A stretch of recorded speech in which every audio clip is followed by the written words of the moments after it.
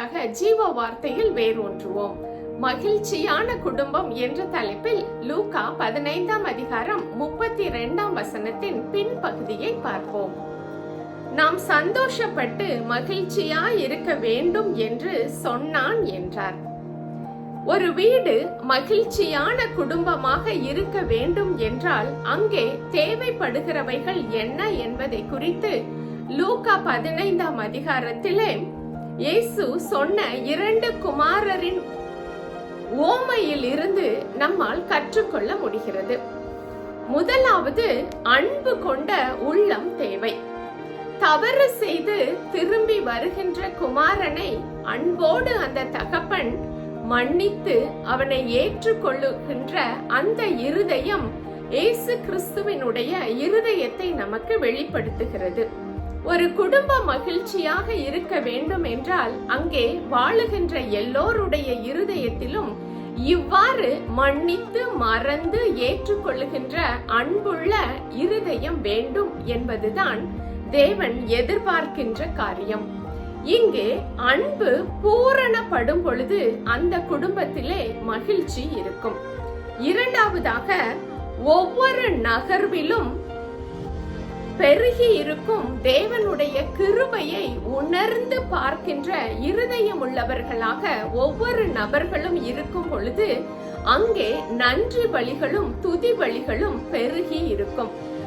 இது பெருகி இருக்கிற இடத்திலே தேவனுடைய பிரசன்னத்தின் நிறைவு இருக்கும். அந்த பிரசன்னம் ஒவ்வொருவருடைய இருதயத்திலும் மகிழ்ச்சியை கொடுக்கும். மூன்றாவதாக, ஆகாரத்தின் அடையாளமாய் இருக்கின்ற ஜீவனுள்ள வார்த்தைகள் செழிப்பாய் இருக்கின்ற வீட்டில் இருதயத்தில் மகிழ்ச்சி இருக்கும்.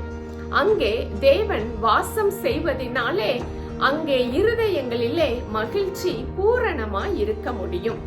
அடிப்படையான இந்த 3 காரியங்களும் நம்முடைய வீட்டில் இருக்கும் பொழுது தேவன் நமக்கு 3 காரியங்களை கொடுக்கிறதை இந்த அதிகாரத்திலே நம்மால் பார்க்க முடிகிறது.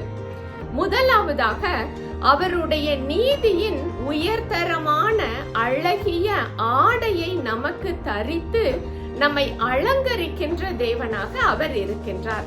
பழையவைகள் எல்லாம் களையப்பட்டு புதிய சிருஷ்டியாக நம்மை அவருடைய இரத்தத்தினாலே கழுவி மாற்றி நம்மை சுத்திகரித்து அவருடைய பிள்ளை என்ற அதிகாரத்தை நமக்கு கொடுத்து அவர் நம்மை அலங்கரிக்கிற பரம தகப்பனாக இருக்கின்றார்.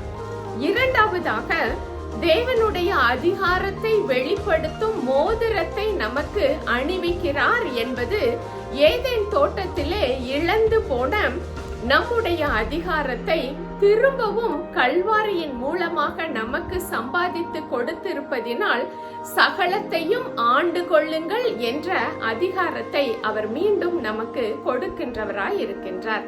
மூன்றாவதாக, கொழுத்த கன்று செழிப்பின் அடையாளமாக இருப்பதினால் நம்முடைய அனுதின வாழ்க்கையில் நம்முடைய ஆத்துமாவுக்கும் நம்முடைய சரீர ரீதியான தேவைகளுக்கும் சகலத்தையும் நிறைவாய் கொடுத்து நம்மை செழிக்க பண்ணுகிற தேவனாக அவர் இருக்கின்றார்.